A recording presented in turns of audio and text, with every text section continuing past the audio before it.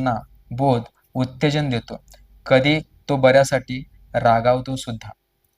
तर ह्या सगळ्या गोष्टीतून मला तुम्हाला एकच सांगायचं आहे, तुम्ही स्वतः देखील बायबल वाचा. याच्यातून तुम्हाला काही प्रश्न पडले असतील तर तुम्ही मला कमेंटमध्ये पण सांगू शकता. फक्त मला तुम्हाला हे सांगायचं आहे, आज आम्ही वडील म्हणून कशा व्यक्तीला आमच्या मंदिरामध्ये निवडून देत आहे. आज आम्ही ज्या व्यक्तीला आमच्या चर्चमध्ये हा व्यक्ती वडील असावा, तो व्यक्ती वडील असावा, तर असं विचार करत असताना आम्ही आम्ही हे पाहतोय का, की बाबा हा माझ्या नात्यातला आहे, रक्तातला आहे, ह्याला निवडून द्यावं, की आम्ही वचनानुसार जगणारा व्यक्ती पाहिला पाहिजे. हे तुम्हाला समजावं म्हणून हा मी व्हिडिओ करत आहे. ह्याच्यानंतर मी माझे विचार काढलेले, लोकांच्याकडून काही गोष्टी मी ऐकलेले, मला वैयक्तिक काय अनुभव आलेले, ते मी तुमच्यासमोर मांडत आहे. एक 7च पॉइंट मी काढलेले आहेत. तर ह्या पॉइंटमध्ये मला तुम्हाला एवढंच सांगायचं आहे, की वडिलांनी काय केलं पाहिजे? आजच्या जनरेशनमध्ये जो वडील म्हणून आहे, चर्चचा वडील बरं का. तर चर्चचा वडील म्हणून जो आहे त्यानं काय केलं पाहिजे हे मला तुम्हाला सांगायचं आहे. त्या वडिलांनी गोरगरिबांच्या घरामध्ये प्रार्थनेला गेलं पाहिजे. वडिलांनी गोरगरिबांना बरे वाईट विचारलं पाहिजे. त्यांची विचारपूस करणं गरजेचं आहे, कारण ते आपल्या मंडळीमधील आहेत. देवाची मंडळीतले लोक आहेत. वडिलांनी फक्त ज्याच्या अंगावरती भपकेदार कपडे आहेत, ज्याच्या हातामध्ये सोन्या चांदीच्या अंगठ्या आहेत, जो मोठमोठ्या कारमधून फिरतो, जो बंगल्यामध्ये राहतो, अशाच लोकांच्या जवळ जाऊ नये. तर त्याने गरिबालाही विचारावं, गरिबावरतीही प्रेम करावं, असा तो वडील असावा. अशाच वडिलाला तुम्ही निवडून द्या. वडिलाला मंडळीमध्ये बायबल वाचता आले पाहिजे. आजकाल अनेक मंडळीमध्ये जरी बायबल वाच म्हटलं तरी वडिलांना बऱ्याचदा बायबल वाचता येत नाही, पण त्यांना बायबल वाचता आलं पाहिजे. म्हणून प्रेषित पाऊल म्हणतात बायबलमध्ये, आणि तिथं देखील हेच म्हणतो, की तो शिक्षित असावा, नवशिका नसावा, त्याला बायबलचा अभ्यास असावा. वडिलांना प्रार्थना करता आली पाहिजे. कारण की आपण ज्यावेळेस याकोबाचं पत्र वाचतो कळते, की मंडळीत वडिलांनी जाऊन ओनावून प्रार्थना करावी, म्हणजे वडिलाला प्रार्थना करता आली पाहिजे. आजकाल प्रार्थना कर म्हटलं की एकमेकावरती ढकललं जातं, तू कर, मी कर, हे कर, ते कर, असं होतं.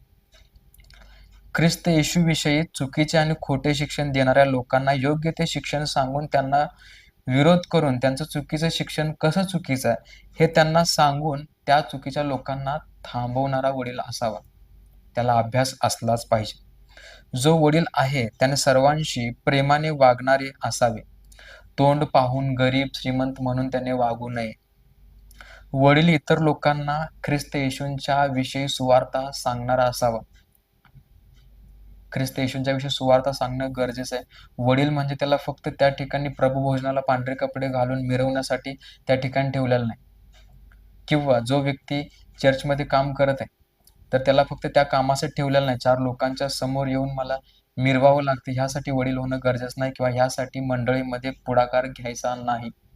तर त्या व्यक्तीला ख्रिस्ताविषयी प्रेम, आदर, ख्रिस्ताचे जे लोक मंडळीमध्ये बसलेले आहेत त्यांच्याविषयी प्रेम, आदर, कळवळ असला पाहिजे. कोणी मंडळीमध्ये आजार आहे, कोणी एखादा व्यक्ती चर्चमधून बाहेर जात असताना तो तोंड बारीक करून बाहेर पडतो, त्याला विचारलं पाहिजे, की काय अडचण आहे तुला?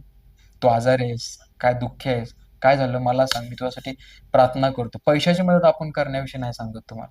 पैशाची मदत न करण्यापेक्षा तोंडचे गोड शब्द एखाद्या व्यक्तीला लगेच बरं करून जातात. त्यामुळं फक्त फुकटच्या तोंडानं गोड बोलायचं आहे आम्हाला.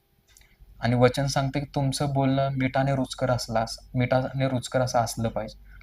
त्यामुळे तुम्ही वडील म्हणून आहात किंवा चर्चमध्ये एखादं काम करणारे व्यक्ती आहात, तर तुम्ही ह्या गोष्टी केल्या पाहिजे आणि असा वडील असावं हे मला वाटतं.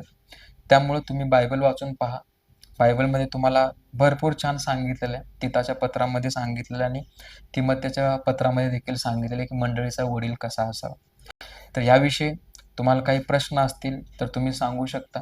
आणि ह्या वेळेस ज्यावेळेस तुम्ही तुमच्या चर्चमध्ये कदाचित इलेक्शन्स असतील हे वडिलकीचे, तर तुम्ही अशा लोकांना निवडून द्यावं, की जो व्यक्ती येशू ख्रिस्तावरती विश्वास ठेवतो, येशू ख्रिस्ताची सुवार्ता सांगतो, गोरगरिबांना तो भेटतो, गोरगरिबांच्यासाठी प्रार्थना करतो, तोंड पाहून वागत नाही.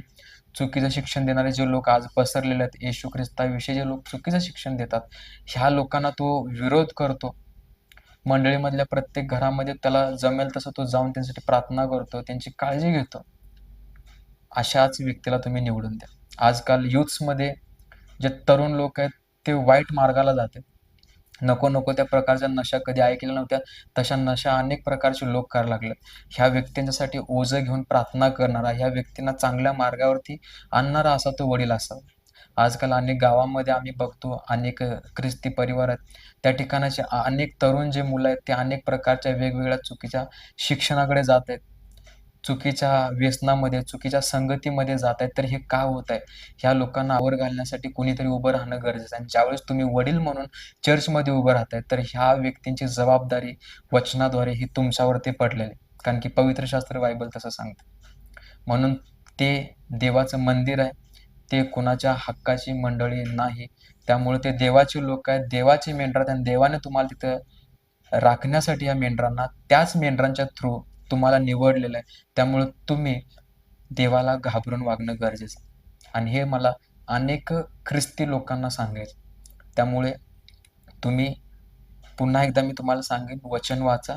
त्याप्रमाणे तुम्हाला वडील दिसला, तर तुम्ही त्या व्यक्तीला वडील म्हणून निवडून द्या. पुन्हा एकदा शेवटी सांगतो मी, वडिलाला बायबल वाचता आलं पाहिजे, प्रार्थना करता आली पाहिजे, तो गोरगरिबांना भेटणारा असावा. त्या व्यक्तीनं तरुणांच्या बद्दल त्याला प्रेम असावं. जे चुकीच्या मार्गाला तरुण जात आहेत, त्यांना तो भेटणारा असावा आणि त्यांच्यासाठी नेहमी प्रार्थना करणारा असावा आणि तो सुवार्थिक असावा. ह्या व्हिडिओच्या मार्फत तुम्हाला ज्या गोष्टी कळाल्या आणि काही प्रश्न असतील तर तुम्ही मला ते कमेंटमध्ये सांगू शकता. त्याप्रमाणे मी पुढे व्हिडिओज बनवेन. तुम्ही हा व्हिडिओ ऐकून घेतला